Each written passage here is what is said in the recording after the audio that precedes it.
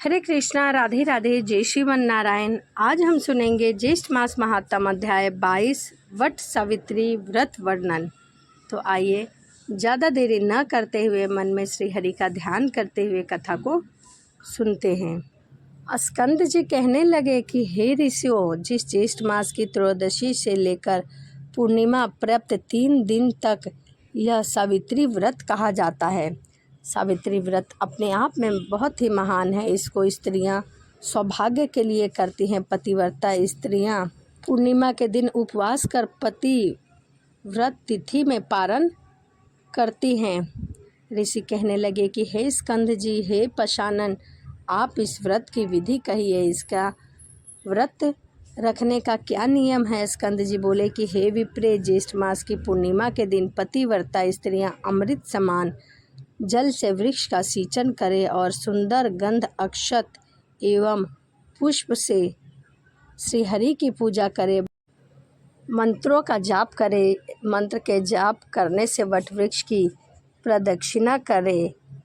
साथ ही उसमें सुंदर सूत लपेटे, यानी कि कच्चा सूत लपेटे। इस व्रत को सम्माहित चित्त से 1 वर्ष तक करें तथा रात्रि में भोजन करें और वर्ष के प्रत्येक पक्ष में वट वृक्ष की पूजा करें। पुनः ज्येष्ठ मास आने पर द्वादशी के दिन सूक्ष्म भोजन करें और त्रयोदशी के दिन प्रातः दातून आदि करके नियम ग्रहण करें कि हे जगदीश, आज से लेकर 3 रात्रि पर्यंत मैं इस व्रत को नियम पूर्वक और करूँगी। चौथे दिन चंद्रमा को अर्घ देकर उस सती सावित्री का पूजा करूँगी। यथाशक्ति ब्राह्मणों को भोजन कराकर ही स्वयं भोजन करूँगी। ऐसा संकल्प ले हे भूपेश, मेरे व्रत को पूर्ण करो, किसी प्रकार की विघ्न उत्पन्न न हो। इसके पश्चात शब्द ध्यान से पूरित वंश पात्र को कलश पर स्थापित करें और उस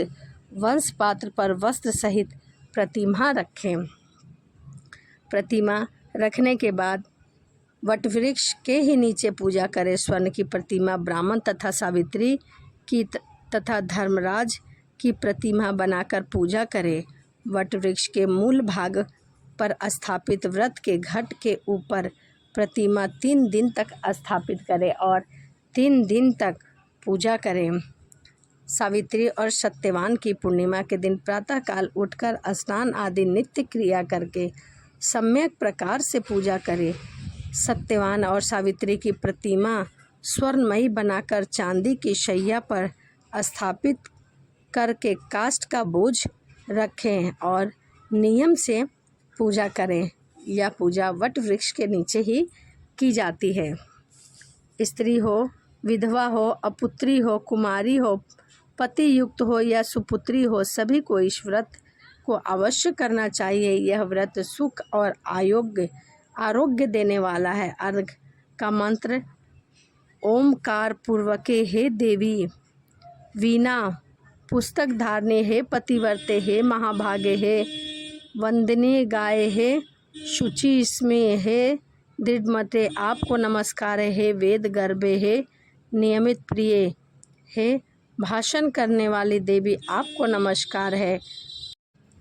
हे देव, आपसे असुर, दानव, मनुष्य सहित समस्त जगत व्याप है। आप ही सुख प्रदान करने वाले हैं, आप ही सौभाग्य देने वाले हैं तथा पुत्र पौत्र और सुख प्रदान करने वाले हैं। आप इस अर्घ को ग्रहण करें, आपको नमस्कार है। इस प्रकार से बारंबार नमस्कार करें। हे देव, आपसे देवता, असुर, दानव, मनुष्य सहित समस्त जगत व्याप है। हे देव, आप सत्य व्रत को धारण करने वाले हैं और आप मेरी इस पूजा को ग्रहण करें। इस प्रकार से बार बार विनती करें। हे ब्रह्म स्वरूप, आपको नमस्कार है। हे प्रभु, आपको नमस्कार है। आप समस्त लोगों के कर्म साक्षी को शुभ तथा अशुभ कर्मों के विचार करता हो। आप इस अर्घ को ग्रहण करो, आपको नमस्कार है। हे ईश्वर, हे जगदीश, आपको नमस्कार है। इस प्रकार विनती करें ताकि वह आपके अर्घ को ग्रहण करे। हे धर्मराज, आपको नमस्कार है। हे धर्म रूप, आप धर्मराज हैं, पितरों के स्वामी हैं, समस्त जीवों के साक्षी हैं, भूत हैं। आप इस अर्घ को ग्रहण करें और मुझे पति सुख प्रदान करें।